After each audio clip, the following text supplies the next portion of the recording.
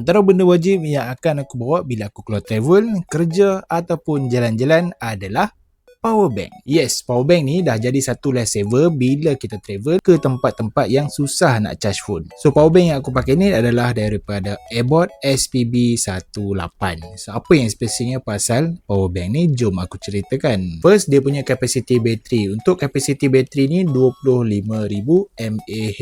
Dan power bank ni pun dia support fast charging sampai 165 watt. Setakat nak charge laptop ataupun MacBook memang boleh sangat. Yang kedua, dia datang sekali dengan kabel Type-C, boleh tarik 60 cm dan dia retractable. Terus boleh simpan jimat ruang, tak perlu nak bawa kabel banyak-banyak. Dekat sini juga dia ada port Type A dan juga port Type-C. Boleh charge 3 device sekaligus. Dekat atas ni dia punya display function, boleh monitor real time charging status, check battery, power output dan charging time. Jangan risau, power bank ni dia flight approved. Kalau nak travel memang tak ada masalah. Bagi aku untuk kapasiti 25,000 mAh ni memang sangat-sangat cukup untuk bawa pergi travel. Siap boleh kongsi lagi dengan kawan tau. Jadi kalau anda tengah mencari power bank yang sesuai untuk buat travel, aku sangat rekomenkan power bank daripada Airboard SPB18 ni. Kalau anda berminat boleh check out link dekat bawah.